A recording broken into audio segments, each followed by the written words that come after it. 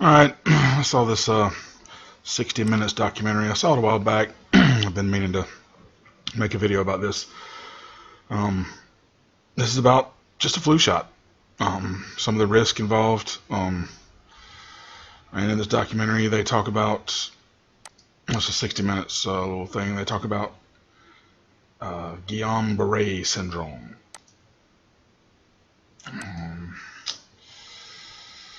Which, if you think this couldn't happen today, all you gotta do is look up. I just googled, most popular brand flu shot. And you get these top three here: Fluzone, Fluorix, Flumist.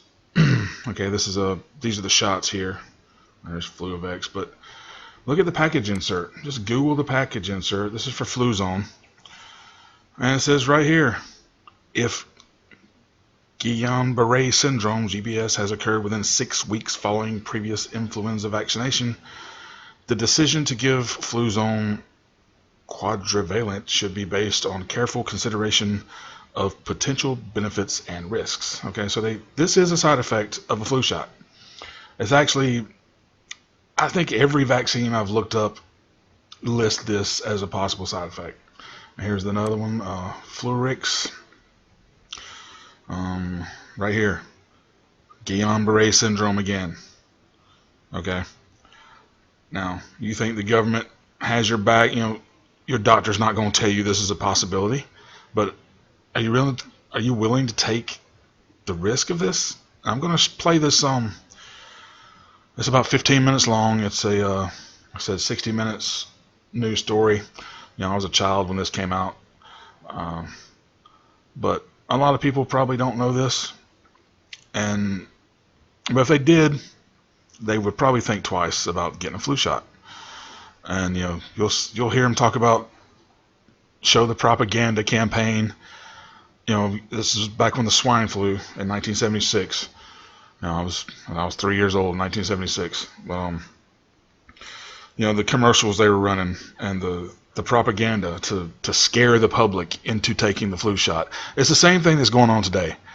And if we don't look at stuff like this, history is repeating itself. We can, like the old saying goes, if you don't learn from your history, you're doomed to repeat it. And I think this is really important. Y'all just give this, I said, 15 minutes. It's very informative. Show this to your friends, family.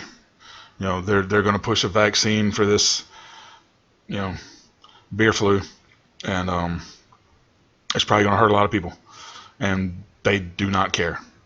I could make a more in-depth video about this, showing, Bill Gates saying he knows it's going to kill a bunch of people, but for the greater good, for the greater good, and that's what they keep saying. But I said, just watch this little documentary and just be aware of what's going on. I know most people that watch my channel probably are aware of this stuff, but show this to everybody you know, and at least give them the information. They can do with it what they want. If they see this and then just still decide to get a flu shot, then fine, that's on them, but you're playing Russian roulette, and I don't want to play Russian roulette with some injection that I don't need. All right, thank y'all for watching, and I said just watch this little documentary, this little 60 Minutes clip, and let me know what you think in the comments.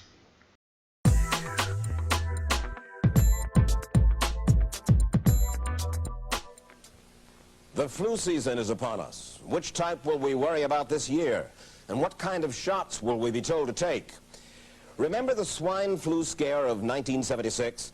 That was the year the U.S. government told us all that swine flu could turn out to be a killer that could spread across the nation. And Washington decided that every man, woman, and child in the nation should get a shot to prevent a nationwide outbreak, a pandemic. Well, 46 million of us obediently took the shot. And now 4,000 Americans are claiming damages from Uncle Sam amounting to $3.5 billion because of what happened when they took that shot. By far the greatest number of the claims, 2/3 of them, are for neurological damage or even death. allegedly triggered by the flu shot. We pick up the story back in 1976 when the threat posed by the swine flu virus seemed very real indeed. This virus was the cause of a pandemic in 1918 and 1919 that resulted in over 500,000 deaths in the United States, as well as 20 million deaths around the world. See how easy it is to... Thus, the U.S. government's publicity machine was cranked into action to urge all America to protect itself against the swine flu menace. Influenza is serious business. During major flu epidemics, millions of people are sick and thousands die. Well, this year you can get protection. The vaccines are safe, easy to take, and they can protect you against flu. So roll up your sleeve. Protect yourself. One of those who did roll up her sleeve was Judy Roberts. She was perfectly healthy, an active woman, when in November of 1976, she took her shot. 2 weeks later, she says, she began to feel a numbness starting up her legs. I joked about it at that time. I said I'll be numb to the knees by Friday if this keeps up. By the following week, I was totally paralyzed. So completely paralyzed, in fact, that they had to operate on her to enable her to breathe.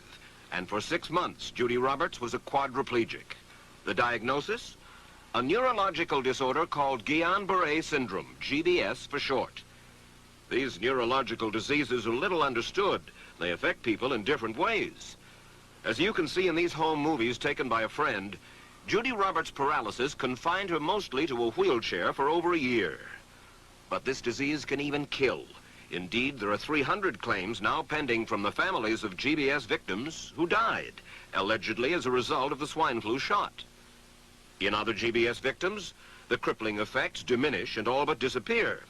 But for Judy Roberts, progress back to good health has been painful and partial. Now, I noticed that your smile, Judy, is a little bit constricted. Yes, it is. Is it different from what it used to be? Very different. I have a greatly decreased mobility in my lips.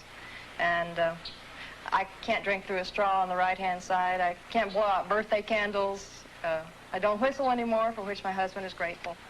It may be a little difficult for you to answer this question, but have you recovered as much as you are going to recover? Yes, this is it. So you will now have a legacy of braces on your legs for the rest of your life? Yes, the weakness in my hands will stay, and the leg braces will stay.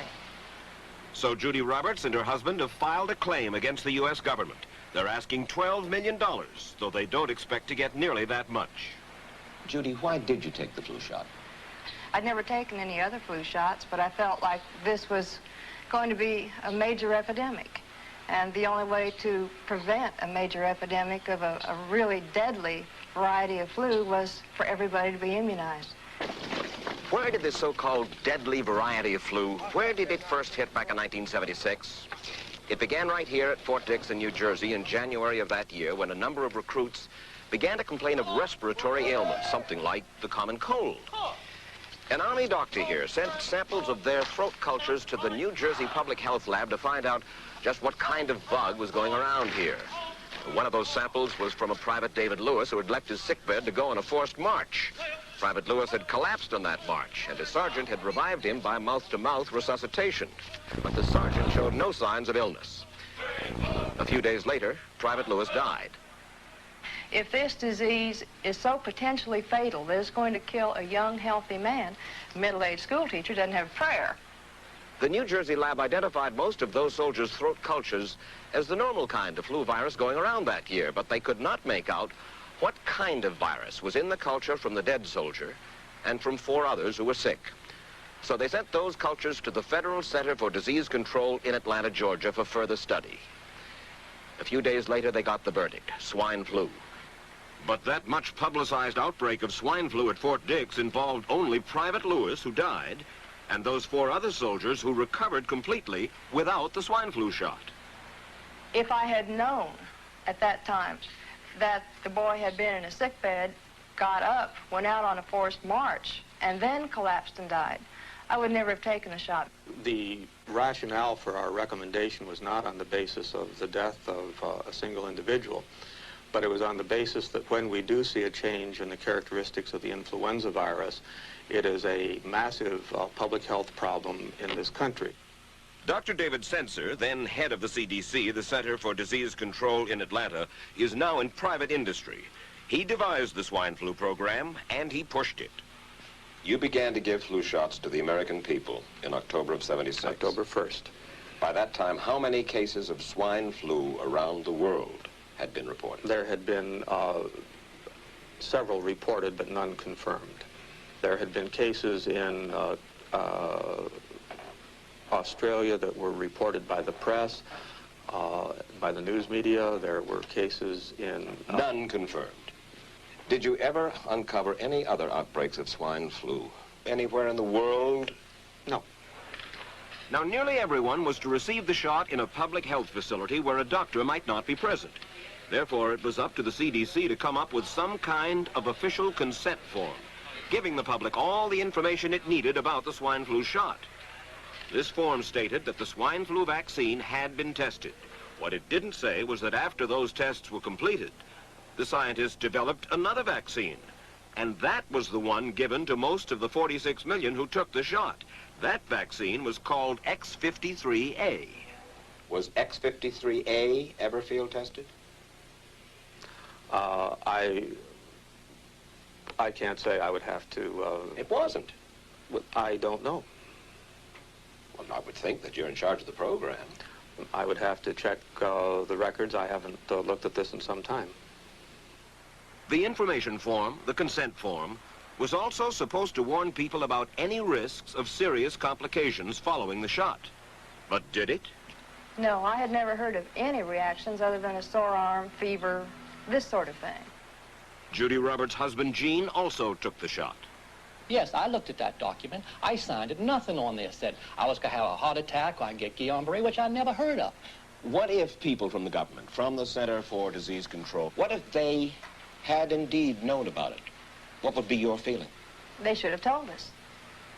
Did anyone ever come to you and say, you know something, fellas? There's the possibility of neurological damage if you get into a mass immunization program? No. No one ever did? No. Do you know Michael Hatwick? Yes. Mm-hmm. Dr. Michael Hatwick directed the surveillance team for the swine flu program at the CDC. His job was to find out what possible complications could arise from taking the shot and to report his findings to those in charge.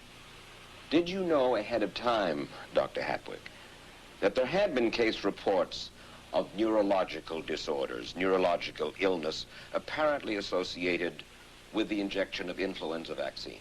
Absolutely. You did? Yes. How'd you know that? By review of the literature. So you told your superiors, the men in charge of the swine flu immunization program, about the possibility of neurological disorders? Absolutely. What would you say if I told you that your superiors say that you never told them about the possibility of neurological complications? That's nonsense. I can't believe that they would say that they did not know that there were neurological illnesses associated with influenza vaccination. That simply is not true. We did know that. I've said that Dr. Hatwick had never told me of his feelings on this subject. Then he's lying. I guess you would have to make that assumption. Then why does this report from your own agency, dated July 1976, list neurological complications as a possibility? I think the consensus of the scientific community was that the evidence relating neurologic disorders to influenza immunization was such that they did not feel that this association was a real one. You didn't feel it was necessary to tell American people that information? I think that over the years we have tried to inform the American people as fully as possible. As part of informing Americans about the swine flu threat, Dr. Senser's CDC also helped create the advertising to get the public to take the shot. Let me read to you from one of your own agency's memos planning the campaign to urge Americans to take the shot. The swine flu vaccine has been taken by many important persons, he wrote.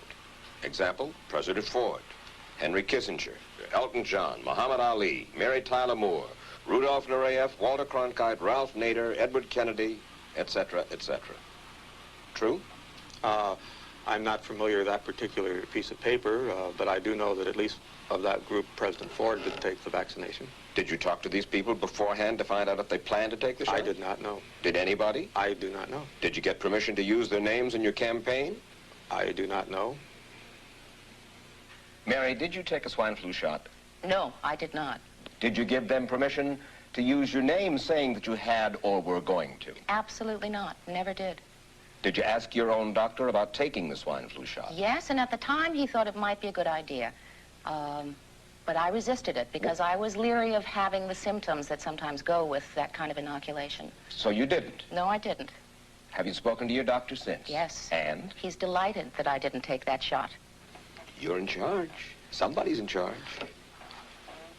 This is your advertising strategy that I have a copy of here. Who's it signed by? This one is unsigned. But you'll acknowledge that it was your baby, so to speak. It could have been from the Department of Health, Education, and Welfare. It could be from CDC. I don't know. I'll be happy to take responsibility for it. It's been 3 years now since you fell ill with GBS, right? Right. Has the federal government, in your estimation, played fair with you about your claim? No, I don't think so. It seems to be dragging on and on and on, and really no end in sight that I can see at this point. With respect to the cases of Guillain-Barré, allegedly... Former Secretary of HEW Joseph Califano, too, was disturbed that there was no end in sight. So a year and a half ago, he promised that Uncle Sam would cut the bureaucratic red tape for victims suffering from GBS and would pay up quickly. We shouldn't hold them to an impossible or too difficult standard of proving that they were hurt. Even if we pay a few people a few $1,000s that might not have deserved it, I think justice requires that we promptly pay those people who do deserve it. Who's making the decision to be so hard-nosed about settling? Well, I assume the Justice Department is. Griffin Bell before he left? Well, the Justice Department agreed to the statement I made. It was cleared word for word with the lawyers in the Justice Department by my HEW lawyers. And that statement said, in effect... That statement said that we should pay Guillain-Barré claims without regard to whether the federal government was negligent if they resulted from the swine flu shot. I think the government knows it's wrong. If it drags out long enough, that people will just give up.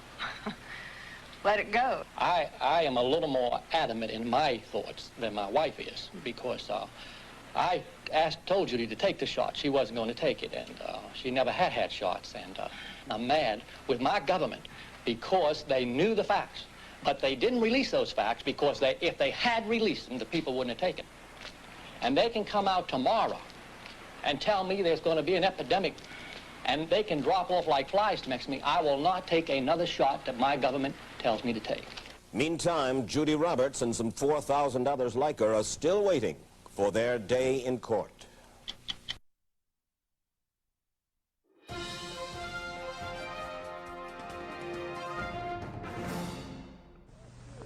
I don't need another flu shot. I had a flu shot last year. A swine flu epidemic may be coming. Swine flu shot? Well, I don't know. I've been thinking about it. It could make you very sick. Swine flu? Man, I'm too fast today to catch me. You'll want to be protected. I'm the healthiest 55-year-old you ever seen. Hey, I play golf every weekend. Get a shot of protection. The swine flu shot. Joe brought it home from the office. He gave it to Betty and one of his kids, and to Betty's mother. But Betty's mother went back to California the next day. On her way to the airport, she gave it to a cab driver, a ticket agent, and one of the charming stewardesses. At school, Joe's kid gave it to some other kids, and Mrs. Merrill got it and gave it to her husband. In California, Betty's mother gave it to her best friend, Dottie. But Dottie had a heart condition and she died. But before she died, Dottie gave it to her girlfriend, the mailman, the paper boy, and the vet when she went to pick up her chihuahua. If a swine flu epidemic comes, this is how it could spread. You'll want to be protected, especially if you're elderly or chronically ill. Get a shot of protection, the swine flu shot.